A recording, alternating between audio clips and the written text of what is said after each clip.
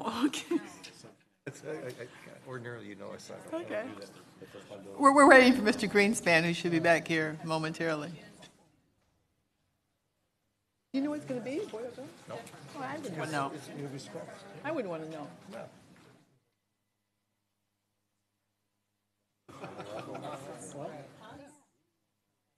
All right, we'd like to call the meeting to order. This is the Cuyahoga County Council regular meeting for July the 26th, 2011, held here at the Cuyahoga County Justice Center in our council chambers on the first floor.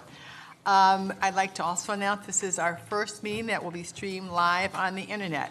Madam Clerk, will you call the roll? Mr. Jones? Here. Mr. Rogers? Here. Ms. Simon? Here. Mr. Greenspan? Here. Mr. Miller? Present. Mr. Brady? Present. Mr. Germana? Here. Gallagher? Here. Mr. Schron? Here. Ms. Conwell? Here. Ms. Conley? Here. You have a quorum. Thank you. We'd like to rise for the Pledge of Allegiance. I pledge allegiance to the flag of the United States of America and to the republic for which it stands, one nation, under God, indivisible, with liberty and justice for all. For a moment of silence tonight, I'd like to reflect on the life of Robin Lane. She was a magistrate in Cleveland Municipal Court for over 30 years, a dedicated public servant who lost her life this past week.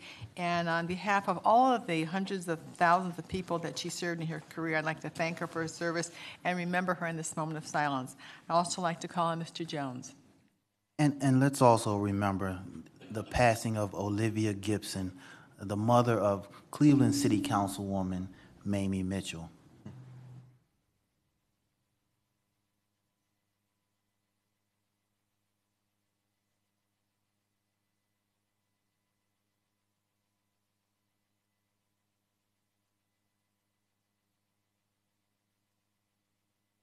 All right, thank you. Are there any persons who sign in for public comment related to the agenda this evening? Madam Chair, no one has signed in to speak. All right, thank you.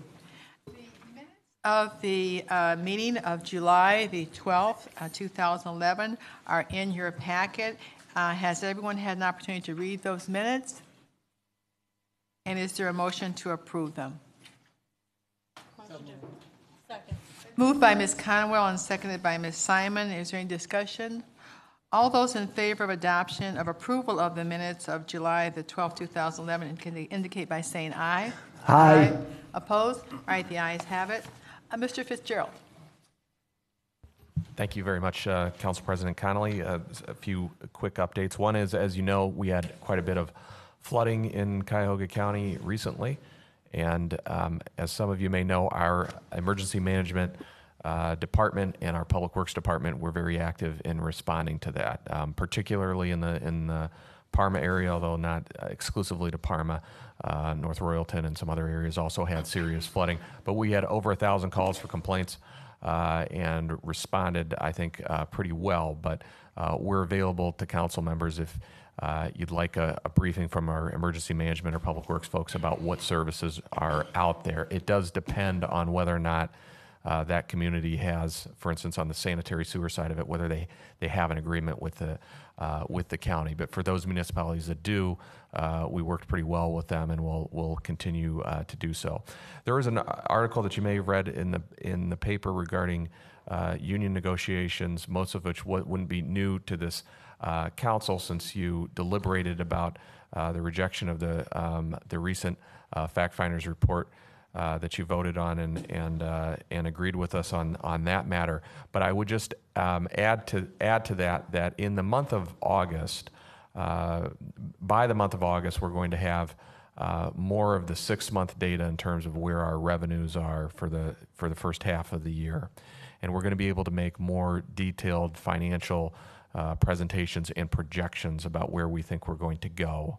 We're going to be sharing that information with all of the bargaining units and inviting them to a presentation that we'll be making myself and Wade Steen and maybe a couple other folks from our financial side of the house, just so that we are all somewhat on the same page in terms of what data is out there and where we think that we're going to be heading. And I'd invite you to participate or sit in on those as you see fit. And that's certainly information that you'll have before that presentation is made.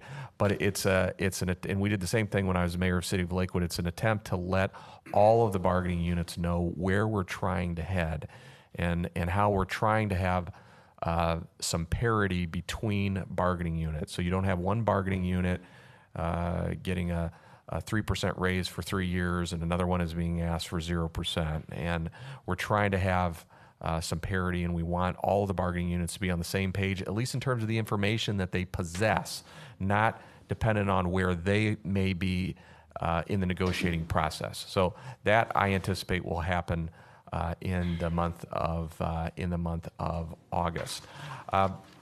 We're having a town hall meeting, as you may know, but I'll just remind all members of council you're more than welcome to attend.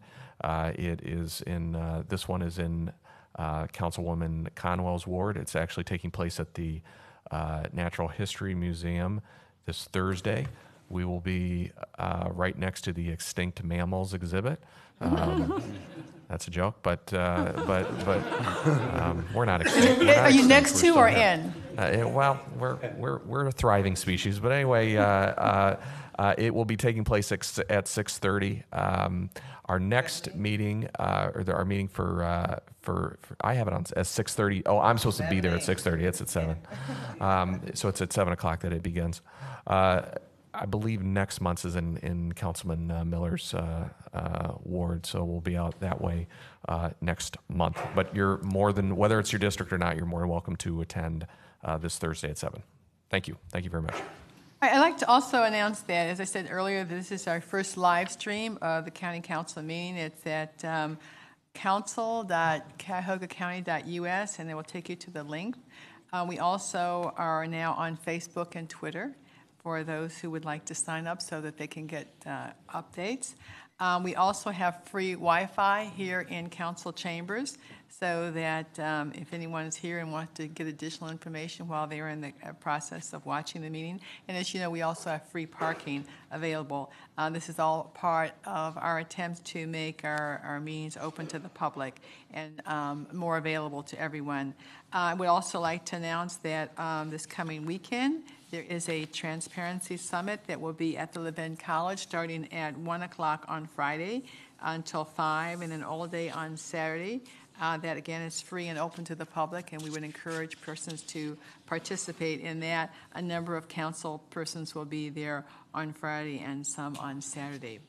And also, I would like to announce that council is mandated under the charter to develop a scholarship program, and we have been working on that in some preliminary ways.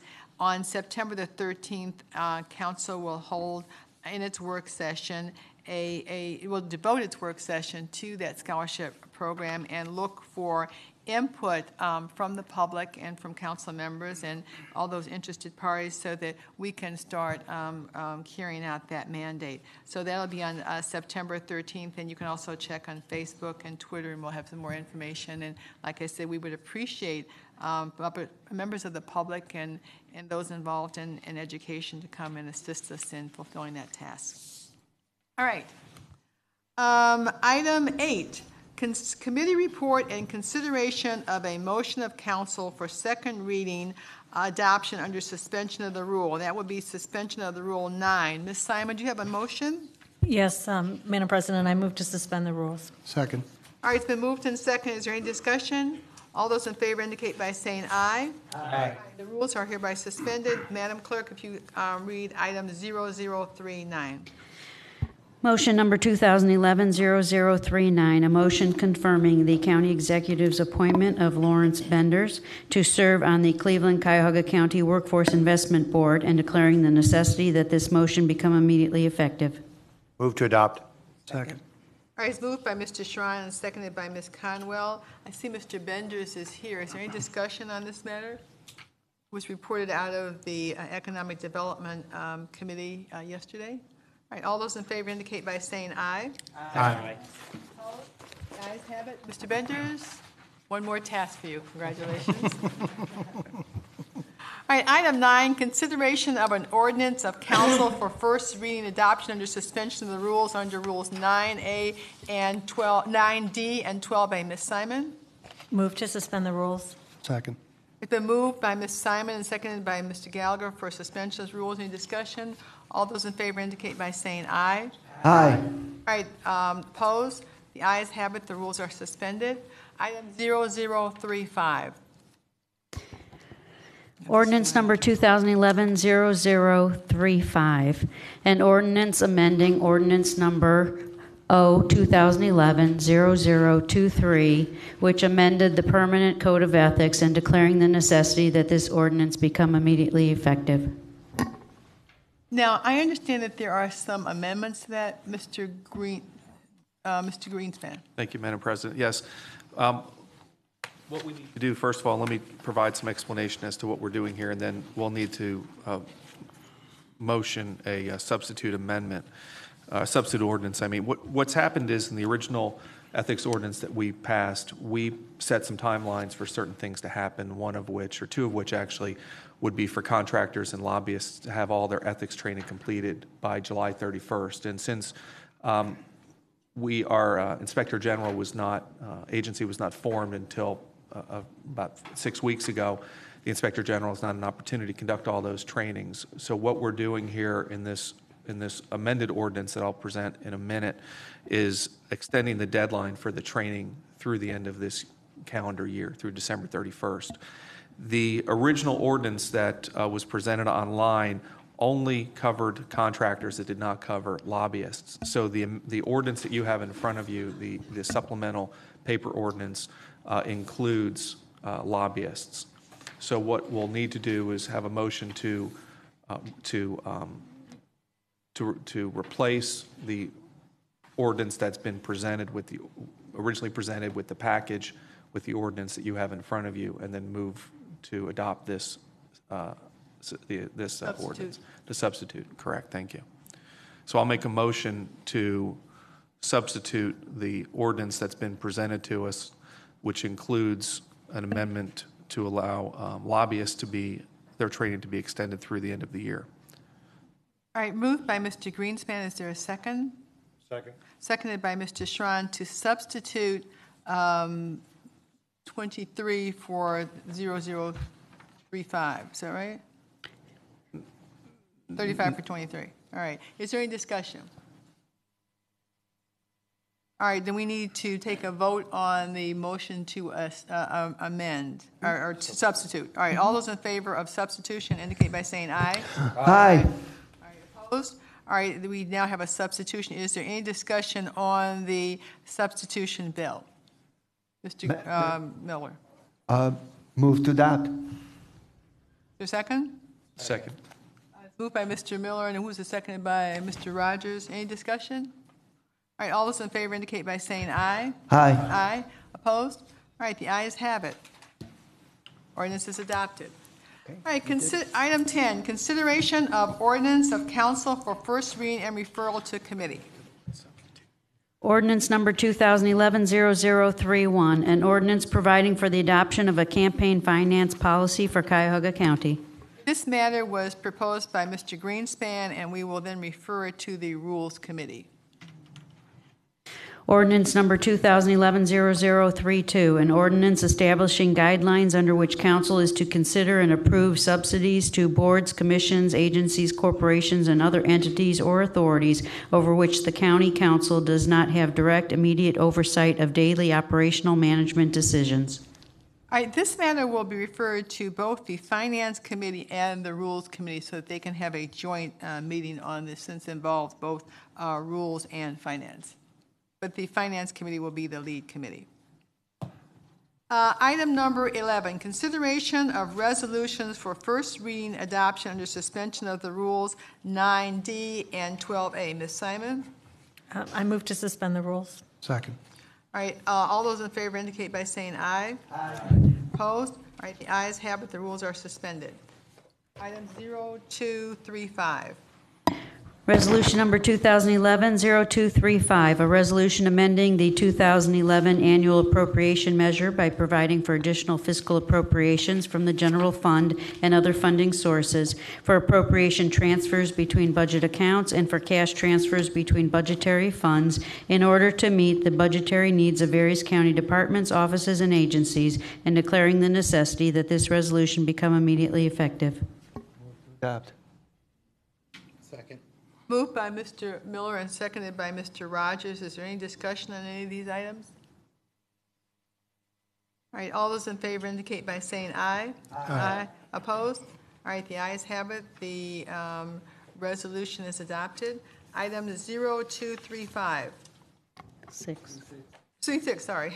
Resolution number 2011-0236, a resolution amending resolution number R 2011-0201 dated June 28, 2011, which authorized the county executive to enter into an agreement with Cuyahoga County District Board of Health in the amount not to exceed $5,000 for the period August 1, 2008 through 9/30/2012 by changing the scope of services to assessment of playgrounds located in East Cleveland and to conduct health monitoring activities in connection with the United States Environmental Protection Agency Brownfields Assessment Grants, and declaring the necessity that this resolution become immediately effective.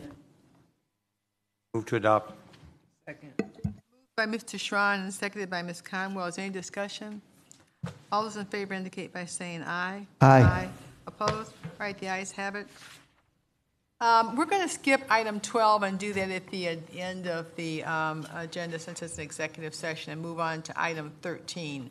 On consideration of resolutions for first reading and referral to committee. Resolution number 2011-0238, a resolution authorizing the county executive to enter into an agreement with City of Cleveland Heights in the amount not to exceed $512,500 for lead hazard remediation for the period July 1, 2011 through July 31, 2014, and declaring the necessity that this resolution become immediately effective. This matter will be referred to the Economic Development Committee and the Environmental and Sustainability Committee. Resolution number 2011-0239, a resolution authorizing awards to various municipalities in the total amount of $1,150,000 for various municipal grant projects for the Neighborhood Stabilization Program for the period July 12, 2011 through January 11, 2013, authorizing the county executive to enter into agreements consistent with said awards for the municipalities and in the amounts as printed on the agenda, item 13B, 1 through 5. This matter will be referred to the Economic Development Committee. Resolution number 2011-0240, a resolution authorizing awards to various municipalities in the total amount of $2,109,532 for various municipal grant projects for the Community Development Block Grant Program for the period July 1, 2011 through December 31, 2012, authorizing the county executive to enter into agreements consistent with said awards for items number 13C, 1 through 12 is printed on the agenda. This matter will be referred to the Economic Development Committee. Resolution number 2011-0241, a resolution authorizing the county executive to enter into an amendment to contract number CE 1,585 with United Labor Agency Incorporated for Employment Connection Employer Services for the period July 1, 2010 through June 30th here, 2011. To extend the time period to June 30, 2012, and for additional funds in the amount of $1,272,000, and declaring the necessity that this resolution become immediately effective. This matter referred to Economic Development Committee. Resolution number 2011-0242, a resolution authorizing the county executive to enter into amendments to contracts with various providers for employment connection, one-stop operation, and services to adult job seekers for the period July 1, 2010 through June 30, 2011, to extend the time period to June 30, 2012, and for additional funds, and declaring the necessity that this resolution become immediately effective for the contract numbers and the vendors and in the amounts as printed on the agenda, E 1 through 3. Referred to the Economic Development Committee. Item 14, committee reports and consideration of resolutions for second reading adoption under suspension of the rule, Rule 9D. Ms. Simon. Yes, I move to suspend the rules requiring 3 readings. Second. Moved by Ms. Simon, seconded by Mr. Gallagher. All those in favor indicate by saying aye. Aye. All right, the rules are suspended. Item 0215. Resolution number 2011-0215, a resolution authorizing the county executive to enter into an amendment to agreement number AG 10313 with City of Euclid for the home rehabilitation and resale of single-family homes program for the period October 1, 2010 through December 31, 2012, to change the terms effective April 1, 2011, and for additional funds in the amount of $105,966, and declaring the necessity that this resolution become immediately effective. Adopt. Mr. Schron, seconded by Mr. Rogers. Any discussion? All those in favor indicate by saying aye. Aye. Opposed? All right, the ayes have it. The resolution is adopted. Item 0216. Resolution number 2011-0216, a resolution authorizing awards on requisition number 20209 to Alabaster Construction Incorporated in the amount of $1,466,661, and to Chardon Electric Company Incorporated in the amount of $106,970 for heating unit replacement and associated energy conservation activities at the Westerly Apartments, located at 14300 Detroit Avenue, Lakewood, in connection with the Home Weatherization Assistance Program for the period August 1, 2011 through November 30, 2011, authorizing the county executive to enter into contracts consistent with said awards and declaring the necessity that this resolution become immediately effective. Move to adopt. Moved by Mr. Schron and seconded by Ms. Conwell. Is there any discussion? Yes, Madam President, there was some presentation that came before our committee. We had testimony from both the architects and professional counsel that there was not an issue in regards to it, even though some other bidders were not successful. There was clarity that council felt and the architects felt that we were directly on all fours with the contract as presented. All right, thank you. Any further discussion? All right, all those in favor indicate by saying aye. Aye. Opposed? All right, the ayes have it. Resolution is adopted. Item 0217. Resolution number 2011-0217, a resolution amending the 2011 annual appropriation measure by providing for additional fiscal appropriations from the general fund and other funding sources, for appropriation transfers between budget accounts, and for cash transfers between budgetary funds in order to meet the budgetary needs of various county departments, offices, and agencies, and declaring the necessity that this resolution become immediately effective. Move to adopt. Moved by Mr. Miller and seconded by Ms. Conwell. Is there any discussion? Madam President. Mr. Miller? Madam President and my colleagues, this is the mid-year budget bill. I'd like to thank my colleagues, the administration and staff, and everyone for their cooperation in this process that included 41 different elements. The budget changes include the list of items that are on the sheet that was passed out during the work session. All of the items that the administration originally recommended were included, although one or two of them were amended at the administration's request. And in addition, we added 5 more items which came from both the administration and the council. I would like to point out that although the bill provides for $4,159,000 in additional appropriations, there are sufficient funds to cover these expenses without dipping into county reserves. There are other areas where we are running well below budget. For example, the The item for board and care of prisoners was provided for at $3 million, but the expenditure is only expected to be about $250,000. We chose not to take reductions immediately in this budget bill, but at some point at the end of the year where it's clear, we will make those adjustments. The items reflect mostly changes related to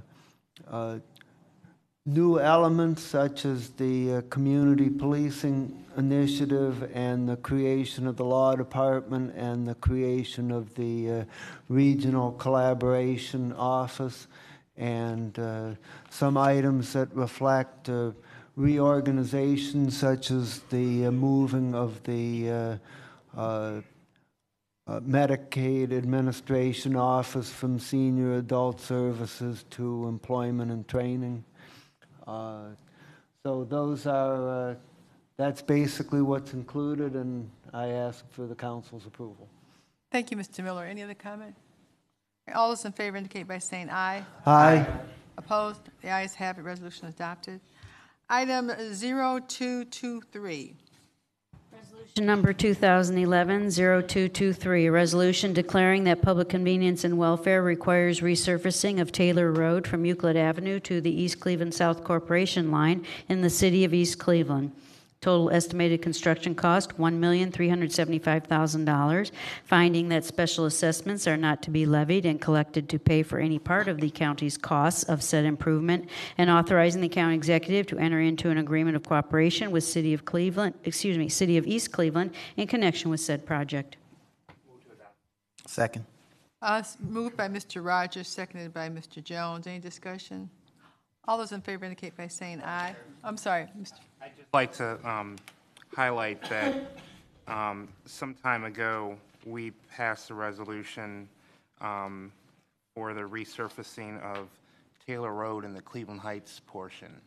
And with discussions with the Director of Public Works, they're working to identify areas throughout the county where roads go through several municipalities or two or more municipalities, so that if work is being done in one, we're going to do all that we can to make sure that we actually do whole roads that go through communities instead of piecemealing them.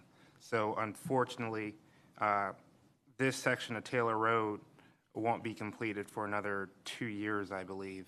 But eventually the entire road will be completed. So we're just happy to see that the department and the administration are working hard to make sure that all parts of our county are getting done. Thank you. Any other discussion?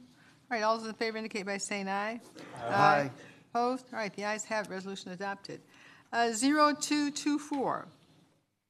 Resolution number 2011-0224, resolution authorizing the county executive to enter into an agreement of cooperation with Village of Bracknell for replacement of Lake Shore Boulevard Bridge number 188. Move to adopt. Second. Moved by Mr. Rogers, seconded by Mr. Jones. Is there any discussion? All right, all those in favor indicate by saying aye. Aye. Opposed? All right, the ayes have it. Item 0225. Madam Chair, if I may, before I begin presentation of this resolution, the legislation associated with this item in your packet, the caption is correct in that legislation. Somehow or another, when I was doing this agenda prior to my vacation, I know that I had changed it and fixed it, but does not appear to be on the agenda as so. I can only say that I probably forgot to save it or something like that, so my apologies for that. However, I'm going to read it into the record correctly as it should be stated and as is on the attached associated legislation.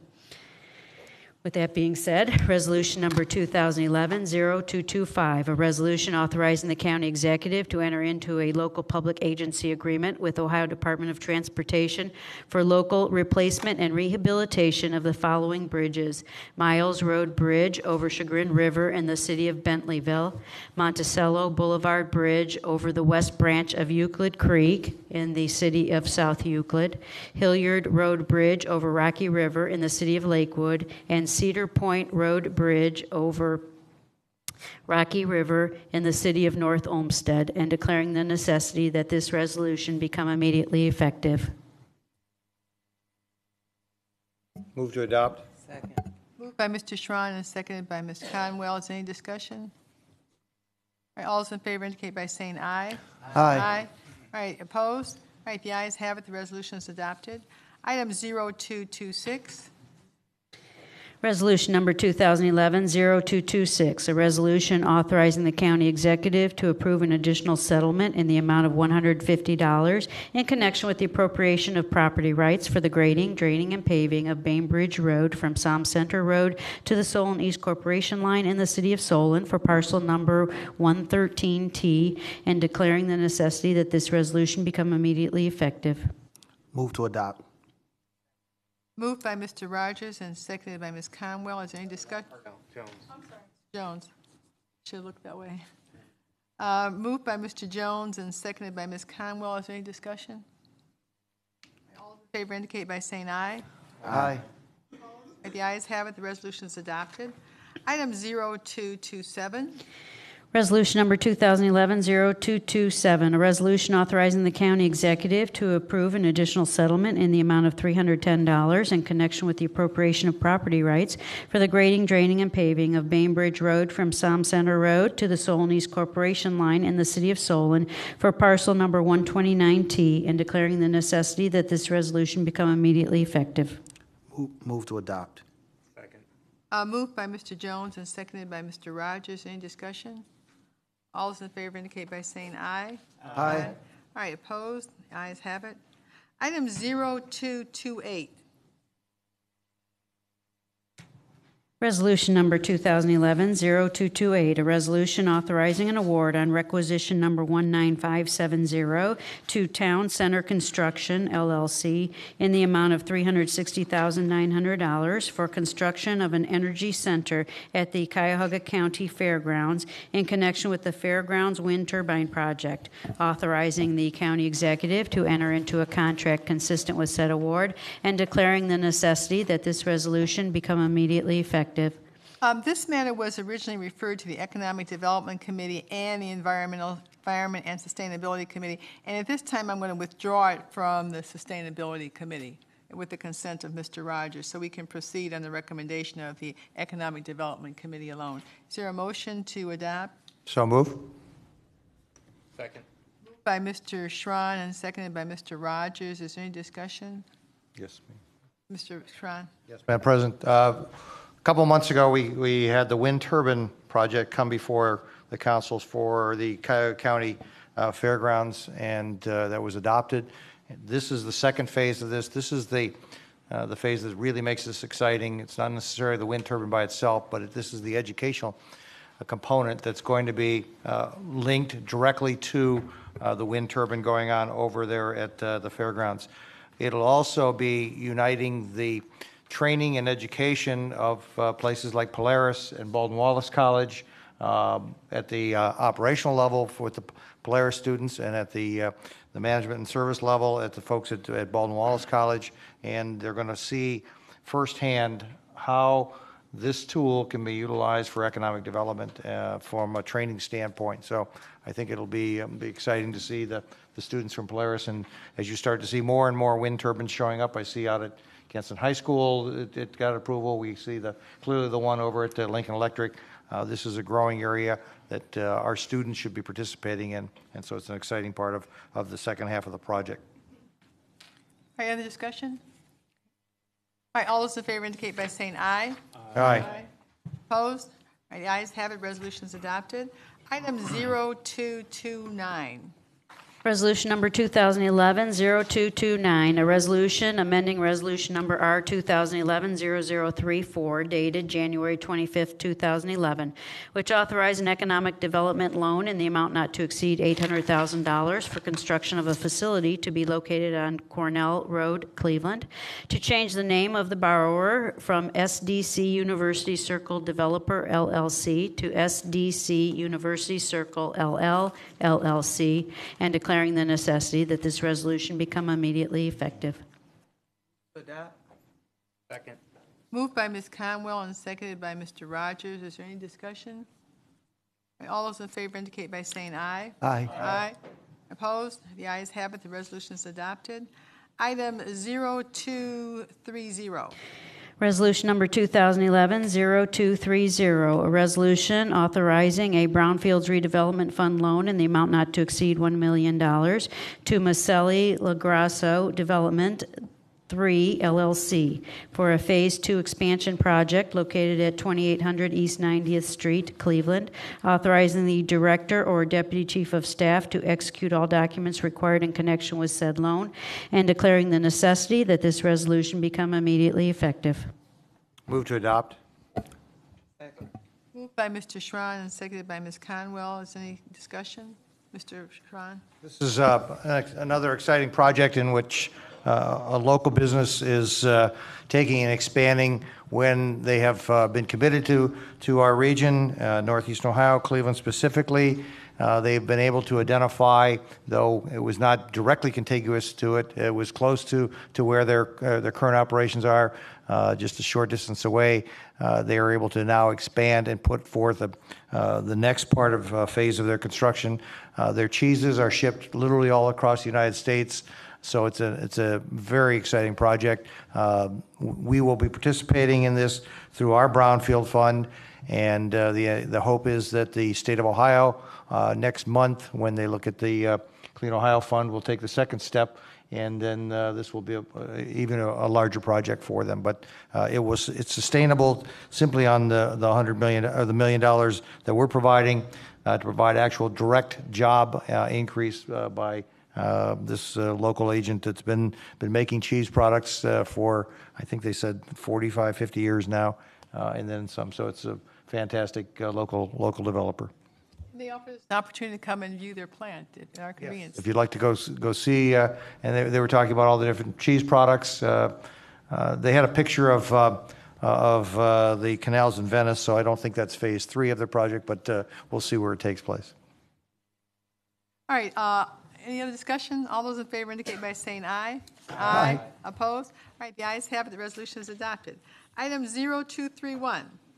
Resolution number 2011-0231, a resolution authorizing the county executive to enter into a contract with Toshiba Business Solutions, OH, in the amount not to exceed $4 million for countywide enterprise digital and print management services using green-friendly technology for the period July 1, 2011 through June 30, 2016, and declaring the necessity that this resolution become immediately effective.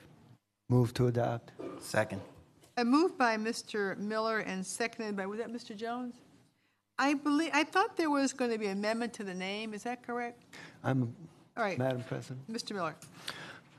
Madam President, this is an important digital and print management contract. It has been carefully vetted by both a multi-departmental committee in the administration and by IT Director Mowry, and it's strongly supported by the administration.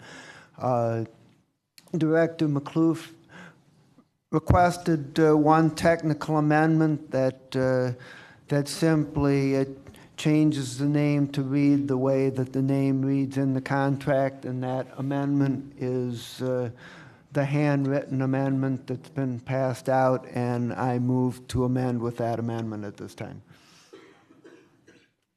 Second. All right, it's been moved by Mr. Miller for the amendment and seconded by Mr. Rogers. Is there any discussion on the amendment? All right, so we need to vote on the amendment. All those in favor of the amendment indicate by saying aye. Aye. Opposed? All right, the resolution is so amended, And is there any discussion on the merits of the resolution? All right, all those in favor indicate by saying aye. Aye. Opposed? All right, the resolution is adopted. Item 0232. Resolution number 2011-0232, a resolution authorizing the county executive, Office of Procurement and Diversity to participate in the Ohio Department of Transportation Cooperative Purchasing Program for the period May 1, 2011 through April 30, 2013, in accordance with Ohio Revised Code Section 5513.01B, and declaring the necessity that this resolution become immediately effective.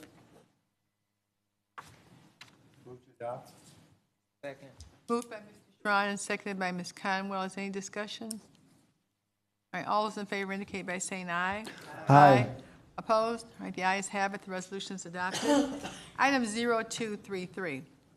Resolution number 2011-0233, a resolution authorizing the county executive to enter into a contract with Berea Children's Home in the amount not to exceed $507,600 for community-based treatment center management services for the period January 1, 2011 through June 30, 2011, and declaring the necessity that this resolution become immediately effective.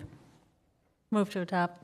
Moved by Ms. Simon and seconded by Ms. Conwell. Is there any discussion on this? Ms. President, thank you very much. This particular resolution was discussed in the Justice Affairs Committee, and it involves a first-time project through and by the Juvenile Court, which will employ the services of Berea Children's Home to implement a cognitive therapy process for the most difficult cases with kids, and believe that this is going to make a huge impact and save money in the long run and enable them to get back into the community rather than be shipped out to a facility. So I encourage passage. It's an innovative program that I think is going to be one of more to come. All right, any other discussion? All those in favor indicate by saying aye. Aye. Opposed? All right, ayes have it. The resolution is adopted. Item 0234. Resolution number 2011-0234, a resolution authorizing an award on requisition number 19343 to First Energy Solutions in the amount of $5,500,000 for the purchase of electric utility services for county-owned facilities for the period June 1, 2011 through May 31, 2012, authorizing the county executive to enter into a contract consistent with said award and declaring the necessity that this resolution become immediately effective. Move to adopt. Moved by Mr. Jones and seconded by Ms. Conwell. Any discussion? All right, all those in favor indicate by saying aye. Aye. Opposed? All right, ayes have. The resolution is adopted. Item 15, committee reports and consideration of ordinance or second reading adoption under suspension of Rule 9D. Ms. Simon? Madam President, I move that the rules be suspended, which require 3 readings. Second. Moved by Ms. Simon and seconded by Mr. Gallagher. All those in favor indicate by saying aye. Aye. All right, opposed? All right, the ayes have it. The rules are suspended. Item 0029. 26. Sorry. Ordinance number 2011-0026, an ordinance adopting the 5-year economic development plan in accordance with Section 7.05 of the Charter of Cuyahoga County and declaring the necessity that this ordinance become immediately effective. Move to adopt. Second. All right, moved by Mr. Schrein. Is that Mr. Miller? Seconded? All right, Mr. Miller, I believe you had an amendment. Madam Chair and my colleagues, the amendment is sponsored by Councilperson Greenspan and me, and it's in the handout labeled 2011-0026, and the amendment simply proposes to strengthen the language on lakefront development to read, seek the support of the municipalities bordering Lake Erie and other economic development partners to create a collaborative process to recommend updates to lakefront development plans and to encourage implementation of those plans. This amendment has 2 advantages. One, it includes all lakefront communities, and secondly, it advocates an ongoing collaborative process as opposed to just an evaluation. I would ask for your approval. Second. Is that a motion? Yes. I'll second. All right, so moved by Mr. Miller and seconded by Mr. Greenspan on the amendment. Is there any discussion on the amendment? All right, all those in favor of the amendment indicate by saying aye. Aye. Opposed? All right, the ordinance is so amended. Is there any discussion on the ordinance as amended, on the merits? Mr. Schwan. Yes, thank you, Madam President. This evening, with we hope the adoption of the 5-year economic plan, will recognize the culmination of a lot of hard work by literally thousands of volunteers as they work to see that the charter was put in place, that put this form of government in place, and then in the preamble itself identifies economic development as one of the cornerstones of where we're going to go as a county to build and strengthen it. And when one reads the preamble, you'll see that there's 3 different places where economic development is specifically mentioned in there in forms of both local and on an international basis. I just congratulate the leadership shown by our county executive, Ed Fitzgerald, by leading the Economic Development Commission that was also created by the charter in this area. I also congratulate Mr. Benders in helping in the draftsmanship of this document, and Mr. Kelly, I'm sure, did a lot of the back office work in regards to it. It was truly a group effort in which the 9 members of the Economic Development Commission worked very hard to put this in place, though I think that Mr. Benders will be quick to agree that this is a work in process that does not end with the piece of paper. It's a process whereby we are taking a step forward, saying this is the first time in which we are actually saying this is where we're going to go, and here's how we're going to get there. And Mr. Benders was very instrumental in making sure we had specific first-year activities and goals of which we hope that everybody looks to, monitors, and makes sure that we progress. I know that the Economic Development Commission that is charged with meeting on a quarterly basis will be having that follow-on with Mr. Benders on those activities, but specific things like reorganizing the Economic Development Department, which is really a shock for most people when they see the org chart of what it looks like versus where it needs to go to form this function. The idea and functions of as far as creation of the $100 million fund, again led by the county executive, will be in place by the end of the year per the document, and the other steps as we move to work with the more than 500 economic development organizations in the county to try to coordinate and consolidate should they be necessary to drive that function out there. So with that, I would ask and encourage all my colleagues to support this adoption this evening. All right, no further comment. All those in favor indicate by saying aye. Aye. Opposed? All right, the ayes have it. The ordinance is adopted. We now have an economic development plan. Item 0029. Ordinance number 2011-0029, an ordinance amending ordinance number 2011-0016 to establish the organizational structure of the Department of Law. Move to adopt. Second. Moved by Ms. Simon and seconded by Mr. Jones. Is there any discussion on this? Madam President?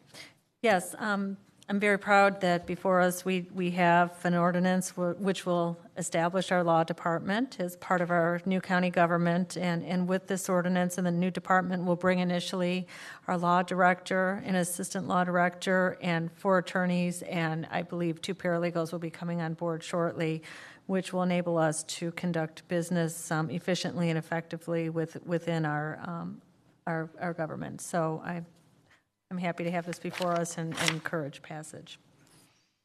All right, any other discussion? All those in favor indicate by saying aye. Aye. Aye. Opposed? All right, the ayes have it. The ordinance is adopted.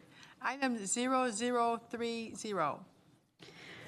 Ordinance number 2011-0030, an ordinance amending ordinance number O-2011-0014, establishing the Board of Control, establishing procedures governing the making of county contracts and the purchasing of county supplies and equipment, providing procedures for the making of public improvements, establishing procedures under which the county executive may employ experts and consultants in connection with the administration of the affairs of the county, and declaring the necessity that this ordinance become immediately effective.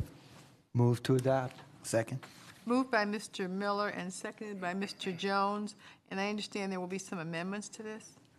Mr. Madam Miller? President.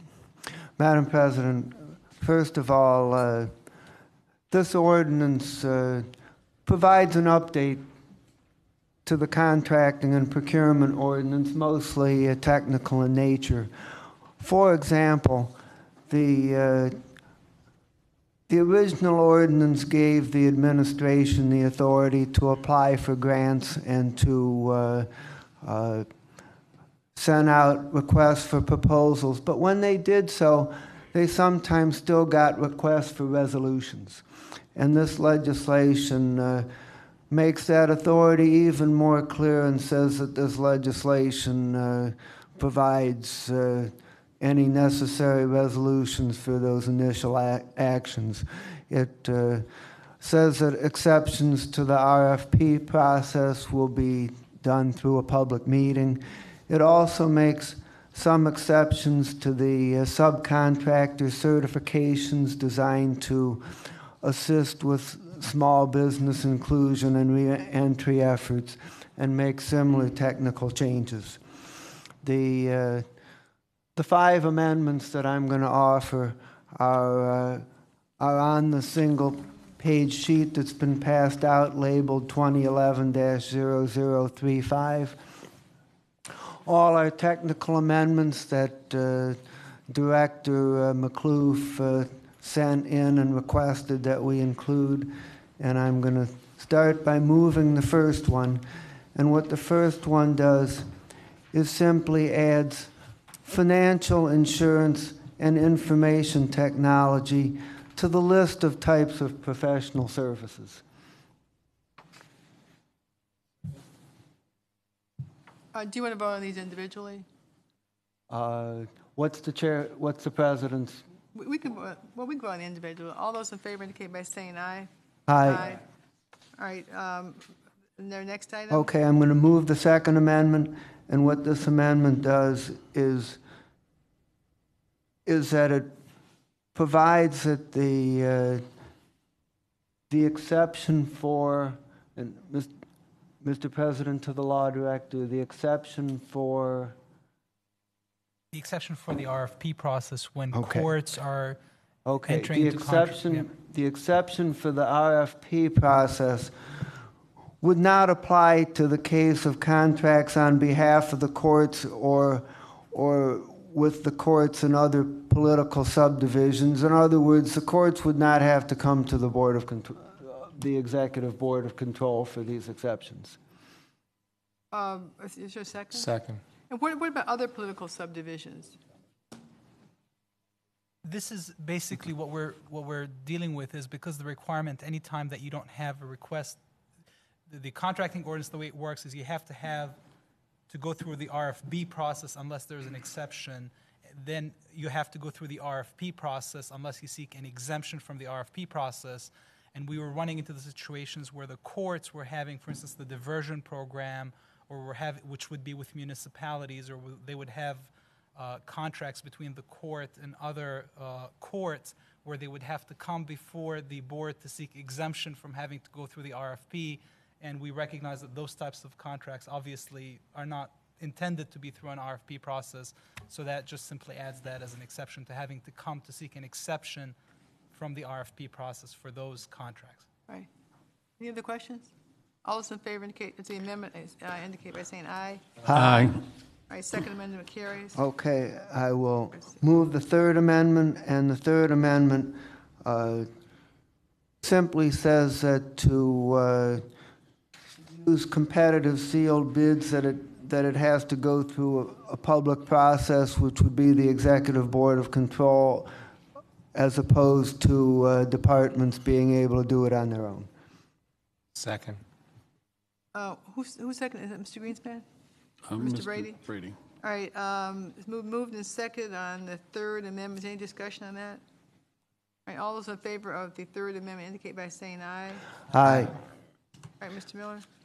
Madam President, the Fourth Amendment, the contracting ordinance that we have currently states that in the legislation we have before us that purchases made through a joint purchasing program are exempt from competitive bidding, but it was pointed out that the joint purchasing program is done through Ohio revised code sections other than 9.48. So the legislation is amended to read including 9.48, but not limited to that section, so that state joint purchasing done by other revised code sections would also be included in that exception.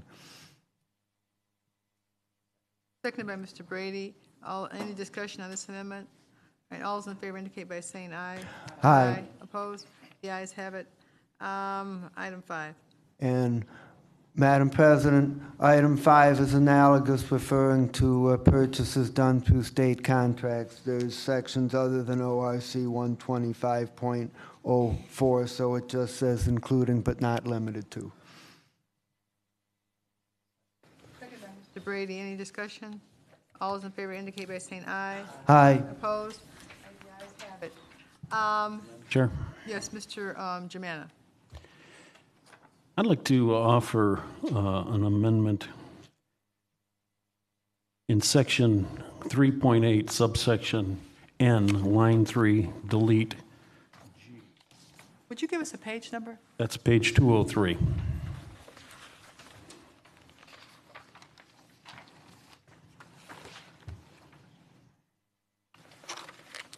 Give us the site again, please. Okay, what this is in the procurement ordinance, we didn't have any certifications for subcontractors, okay?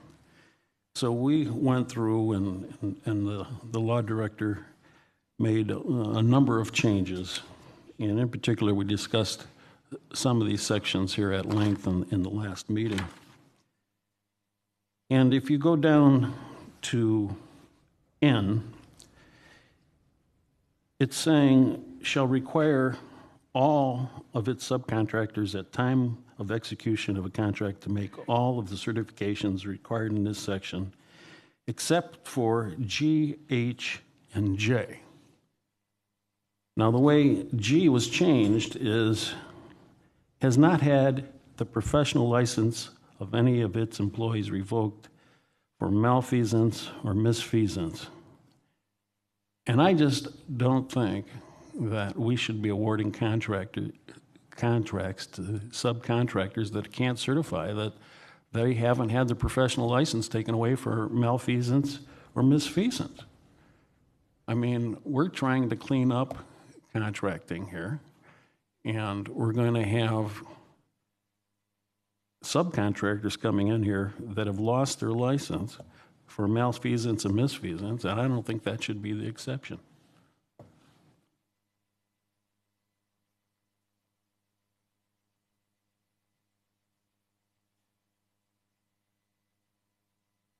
Is there any comment on this amendment? I got to read it again, and I'm not sure if I understand it. Madam President? Yes.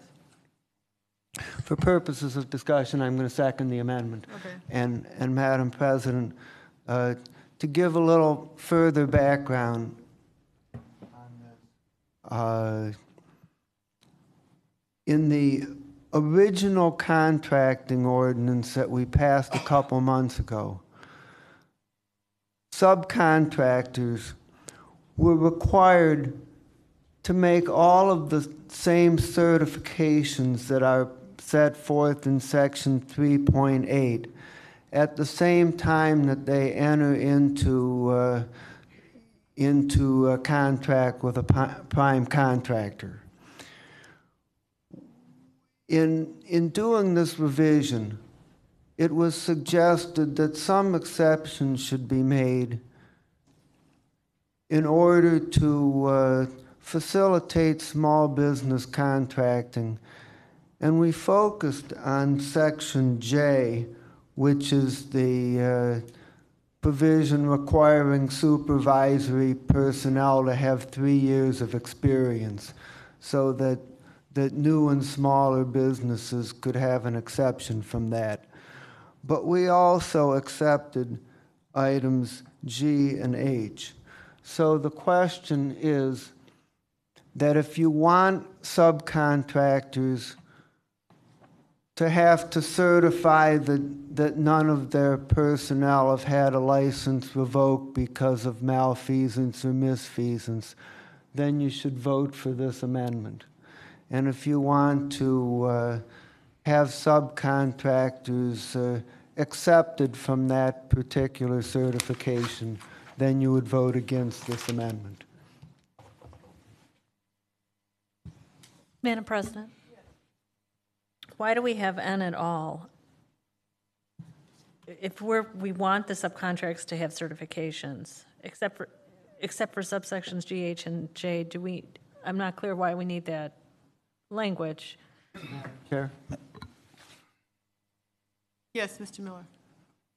Madam Chair, to Ms.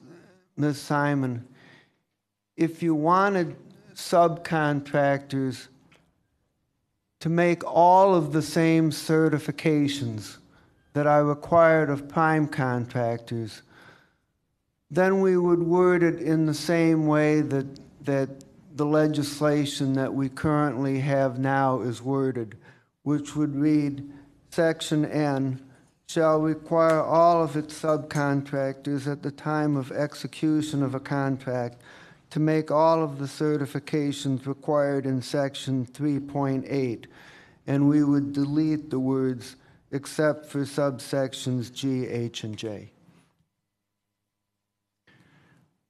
Councilperson Germana has proposed to remove one of the three exceptions, the one for G, but to leave H and J as exceptions. Madam Chair. Madam President? Yes, Mr. Schmidt. My reading of it just shifts the burden on up to the prime contractor, the bidder, to certify that the subcontractor is in compliance. It doesn't take the burden off of that subcontractor to be qualified and did not lose its certification for malfeasance or misfeasance. I think it shifts the burden on upstream, which is where I'd want it to be anyway. I'd much rather have the prime be certifying all the subs are in compliance and haven't lost their certification. I don't believe it's eliminating the certification requirement. And so therefore, when you read in whoever drafted it, that piece, it reads correctly, it seems to me. So you would not need to knock out N, nor would you want to change the burden. All you've done here is you said instead of the sub being responsible, you're shifting it on up to the prime to be responsible. Madam President? Yes, Mr. Miller. My opinion is that if you delete subsection N, then the prime contractor would have to make all of the certifications as far as its own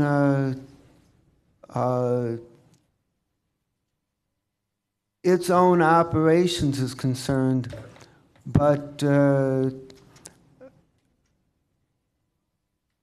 it would not cover the subs.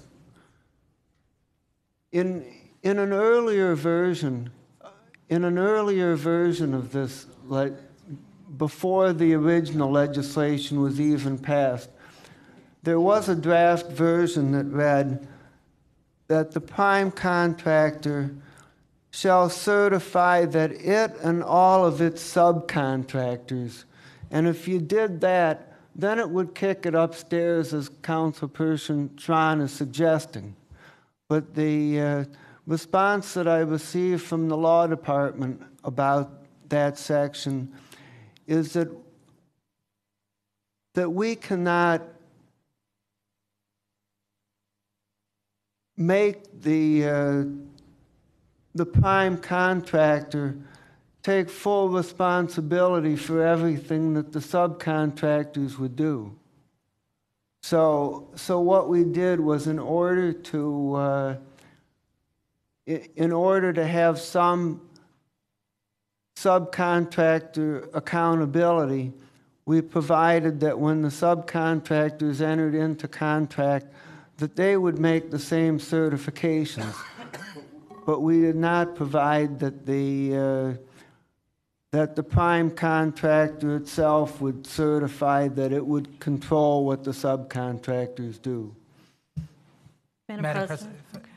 Sorry. Mr. Law Director. Yeah, I just a point of clarification in terms of what the issue was, and I think this was Jeff Applebaum's issue at the time, is the certifications at the time is required at the time of contracting. And what Mr. Applebaum was pointing out is at the time of contracting, the prime sometimes doesn't even know who the subs are. Some subs are retained during the performance of the contract, so they couldn't make the certification at that point because they don't even know who the subcontractors are. But the other issue that came up because some of these requirements are about longevity, are about having had 3 years of experience in this, and that's where the issue came up as to the impact on the SBEs who tend to be the subs, where if you look at subsection J, where the idea was to remove those because of the impact on the SBEs. If the idea is they're a small business, they're a new business, and if you're saying you have to certify that you've had this experience for at least 3 years, then we're ruling out many of the SBEs, and that's where the exception came up. Madam Chair, and all I'm saying is we don't want an SBE that's had their professional license revoked for malfeasance or misfeasance, paid with government money. I mean, we're trying to clean things up, certify contractors. When we're talking about professional licenses, I think that G should just be removed. Madam Chair. I just want to clarify that it's any employee of the sub, not of the company itself. So you may be talking about a company that could potentially have 100 employees, and if one of those employees, for some reason, had their license removed, that eliminates that sub from being able to do business with the county. Madam President. Madam Chair? Yes. Just an answer to that. We discussed this in committee, and it's more likely that the prime contractor who's going to have to certify that none of its employees has had their license. I mean, because what we're referring to is the same certifications that the prime's got to have. And the prime contractor, as we discussed in committee, could have conceivably, depending on hundreds and hundreds of employees. The SBE, the subcontractor, we would assume that it's not going to be as large. So when we discussed this the other day, I just was having a problem of letting a subcontractor that's lost, that has employees that have malfeasance and misfeasance and lost their license. I don't think we should be giving them government work.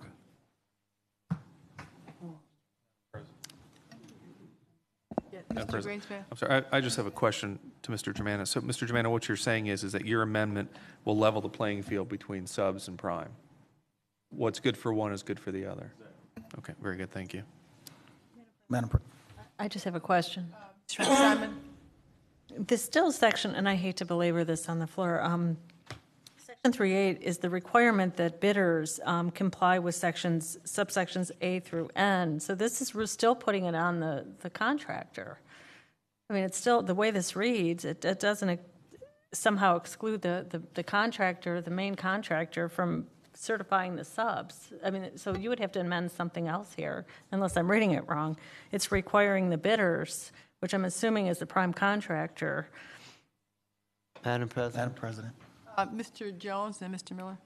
The rationale at the time in the committee of why we did this was to give subcontractors and small business the opportunity to participate in these contracts, knowing that some of them had these issues, whether they were those in the reentry community who were employees, and it didn't lower the standards for them overall because they were still held to all of the other standards, whether it's the drug-free workplace requirements or the equal employment opportunity laws or that they haven't had accidents on their job that would make their Bureau of Workers' Compensation risk greater than 1.5. They were still being held to the standard, but allowing them to come in and be a successful bidder and certify that they have met these requirements except for those three. And it still allowed the prime to hire them and not have to exclude them if the subcontractors did have those three issues. So I don't necessarily, and I respect my colleague's opinion, but I don't necessarily agree that it's being unfair. The primes are being held to these three items because of the longevity issues and the professional license, but it does provide an opportunity for those smaller companies that may have a history that's not always perfectly clean, but they are being held to the standards of all the others that are listed in Section 3.8. So you're in favor of the amendment? No, you're not. in favor of the amendment my fellow colleague is I presenting. frankly think that this is a matter of some import, and I don't feel sufficiently informed, and I would like to have an opportunity to consider this. So I would feel totally advised of all of the ramifications of this. I'd like to make a motion to table it, to the amendment. Second. I mean, I just don't understand this sufficiently, and I don't think I would I just don't feel I have enough information. And I'd like to put it over, refer it back to committee, and so we can all have a clear, because we're going to vote on something this important, we have to understand it completely, and I don't understand it completely. Madam President? Yes. I think we should make our best shot on the on the amendment, but the law director is telling us some of the corrections that we have in this legislation that they really need them. Well, Mr. Miller, I'm not saying that we don't need these corrections. If I have to vote on something, I've been elected, I have to completely understand something before I make a vote on it. I do not completely understand the ramifications of this, and I'm not prepared to vote. And I have a second on my motion to table it. Well, I'd rather send it back to committee, and I can come to the committee meeting and have a complete explanation of it. Madam Mr. Chairperson, are we sending the entire, this entire ordinance back to committee that creates Just that one piece. I mean, just the amendment? Yeah. That's the part I don't understand. That's the part I'm completely confused. We're sending just the amendment back to committee. Okay, I just wanted to be sure that we weren't sending the entire ordinance, creating the controlling board and everything else we're doing here back to committee. So it's just the amendment we're sending back to committee. I mean, I think there's other people that have, I believe Mr. Jones has unreadiness sign. I just have unreadiness sign. Is there a way? I respect the fact there are issues that have been raised. I just wanted to be clear what we were doing. Madam Chair, Madam, I think this is an important, an important issue overall. This amendment I made should not destroy and hold up the whole main. So I think in order for us to move forward, I'll withdraw my motion, and then we could have a separate piece of legislation just to discuss G. Okay? So I withdraw my motion. And I withdraw my motion to table. And the second, will you withdraw your second on my motion table? All right.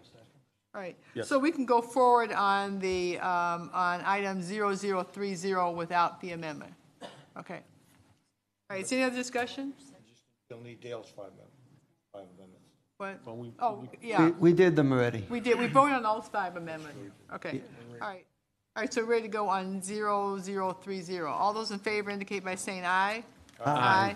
Opposed? All right, the ayes have it. The ordinance is adopted. President, just so I'm clear, are we passing it as a whole, As a whole, and then we'll come back with an amendment. We'll have an opportunity to discuss this. Mr. Jamal is going to make a separate amendment, and then we can consider that in committee and go through the regular process. Madam Chairperson, just so I have some clarity, this, in spite of all the work that was done with all these other issues, this is still the bill that Yes. creates the Board of Control? Yes, yes. All right, for that reason, I would like to have my name added as a co-sponsor. Mr. Brady wants to add his name. All right, item 16, consideration of ordinance for first reading referral to committee.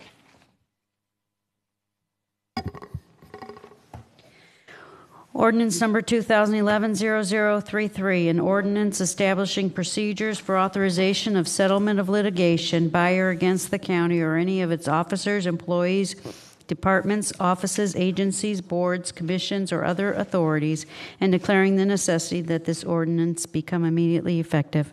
This now referred to the Justice Affairs Committee. Ordinance number 2011-0034, an ordinance providing for adoption of administrative rules for the Cuyahoga County Human Resource Commission and declaring the necessity that this ordinance become immediately effective. This matter will be referred to the Human Resource Committee. We will now go back to item 12 on the agenda, which is a matter for executive session. Pursuant to Ohio Revised Code 1, Ma'am? yes. We've got to suspend the rules. Right. 18 and 19, as that, then we'll have public comment prior to council going into executive session. Okay, you want to do those, complete those items, 17, 18, 19? Okay. Is there any miscellaneous reports? Madam Chair. Mr. Greenspan? I just wanted to actually, I'm going to refrain because one of the items you sent is a joint committee. I want to announce my next Ethics Committee meeting, but I'll get with Chairman Miller to coordinate that. I apologize. Any other miscellaneous committee reports? Mr. Rogers? Well, I just wanted to add my name as a sponsor to a couple pieces of legislation. We really should do, go ahead, we should do that during the process.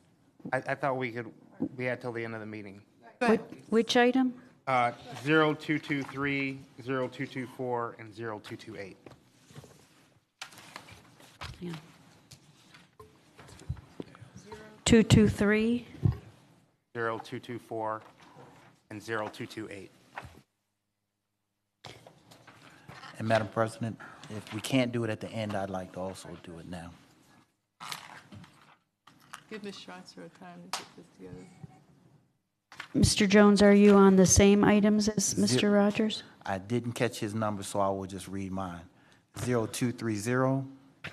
One moment, please. Madam President. 0230. 0233. 0234. She's going to go back on vacation if we do this. 0026. And 0030 if I'm not already on it. All right, now Mr. Gallagher wants to be added to 0030. And Mr. Miller. Madam President, I would ask to please have my name added to 0026, ordinance number 0026, the Economic Development Plan. All right. And I would also point out that, that's it. All right. Any other miscellaneous committee reports? All right, any miscellaneous business? Any public comment unrelated to the agenda? Welcome, Mr. Scipione. join us. Thank you for coming down. All right, are we okay now for item 12?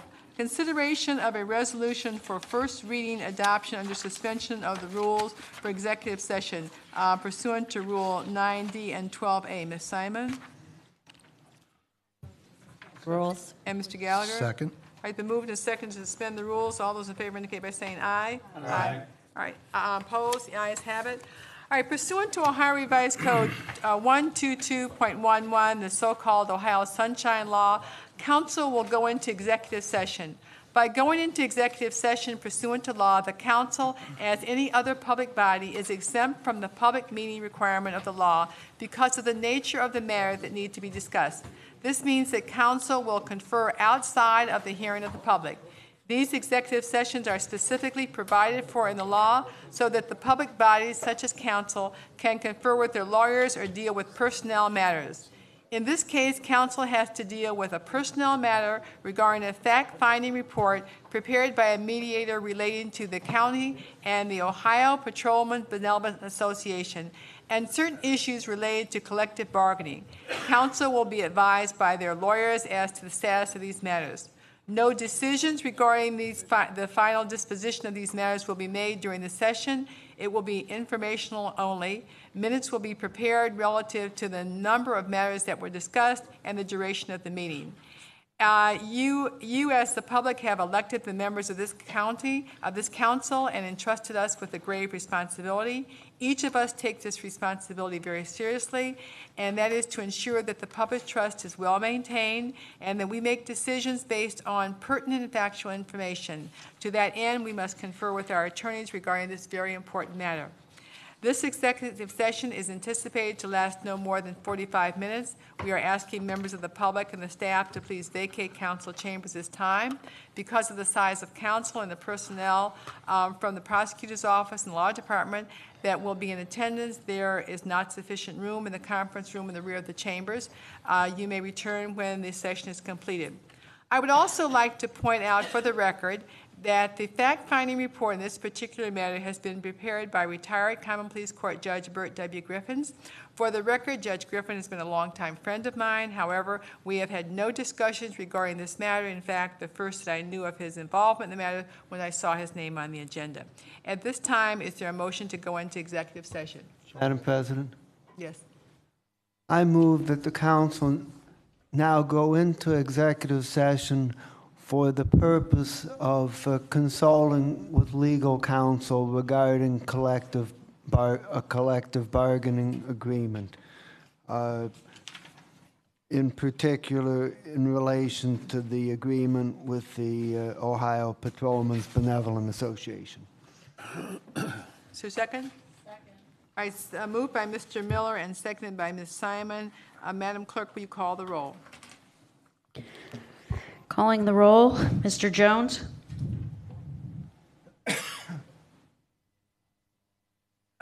Yes. Yes. Yes, to executive session. Zoned out for a minute. Rogers? Yes. Ms. Simon? Mr. Greenspan? Yes. Mr. Miller? Mr. Brady? Mr. Germana? Mr. Gallagher? Mr. Schron? Ms. Conwell? Ms. Conley?